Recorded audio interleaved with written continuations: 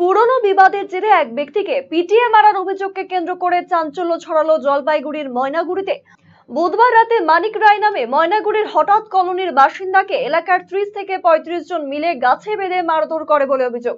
Police গিয়ে উদ্ধার করে তাকে জলপাইগুড়ি মেডিকেল কলেজ হাসপাতালে নিয়ে এলে রাতেই তার মৃত্যু হয়। বৃহস্পতিবার মৃতদেহটি ময়নাতদন্তের জন্য মর্গে পাঠানো হয়। ঘটনায় ইতিমধ্যেই 5 অভিযুক্তকে গ্রেফতার করেছে পুলিশ। তবে এর সঙ্গে রাজনীতির কোনো যোগ নেই বলেই দাবি স্থানীয়দের। পুরনো বিবাদকে কেন্দ্র করে এই ঘটনা বলে দাবি তাদের।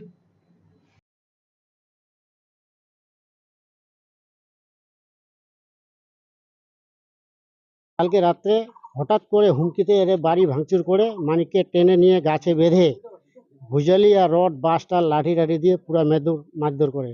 এবার তার বউ ওইখান থেকে হুসকে গিয়ে সে থানায় যায়। থানা থেকে পুলিশ নিয়ে গিয়ে উদ্ধার করে, সেখান থেকে হসপিটালে নিয়ে গিয়ে মানিককে 10তলা এফআইআর করে, সেখানে এফআইআর করে রাত 3:30টার দিকে মানিকরা দেহত্যাগ করে। কি মনে হয় মানে এই মানিক রায়কে কি তৃণমূলে নিতে চাইছিল এরা? হ্যাঁ, তৃণমূলে নিতে চাইছিল কিন্তু আসবে না। তার মধ্যে ওই যে 5 বছর আগে যে বাড়ি ভাঙচুর করছিল মানিকের 8-10 জনের নামে ডায়েরি আছে, ওই লোকগুলাই কায়দা কৌশল করে ওইখানে নাম আছে ওদের থানায়, ওই পাড়া প্রতিবেশী দল করে কোনো? হ্যাঁ, যাদের নামে ডায়েরি করা আছে।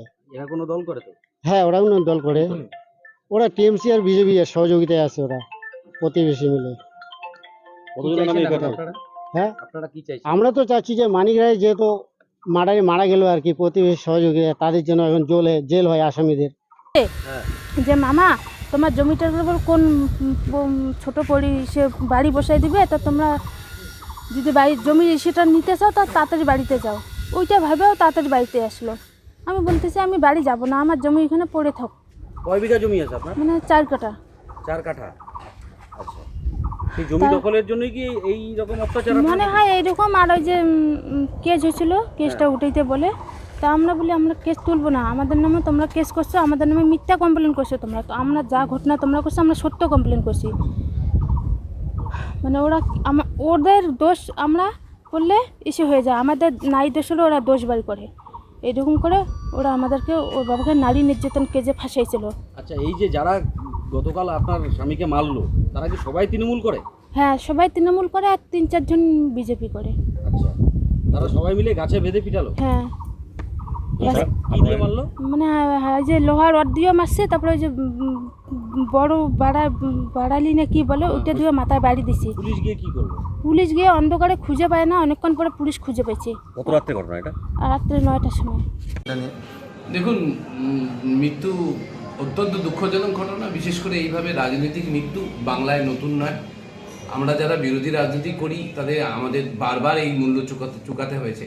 আজকে ময়নাগুড়িতে আমাদের একজন একনিষ্ঠ কংগ্রেস কর্মী এই দুঃসময়ে, যিনি আমাদের হয়ে পঞ্চায়েত ভোটে লড়েছিলেন এবং পঞ্চায়েত ভোটে হেরে গিয়েছিলেন, এটা ঠিক, কিন্তু একনিষ্ঠ কংগ্রেস কর্মীকে আজকে ওই এলাকার তৃণমূল কংগ্রেস কর্মীরা যেভাবে গাছের ডালে বেঁধে রেখে লোহার রড বা অন্য জিনিস দিয়ে আঘাত করে মেরে ফেললেন, তা আরেকবার বাংলার গণতন্ত্রের যে নগ্নতা, সেই নগ্নতা প্রকাশ পেল জলপাইগুড়ির বুকে।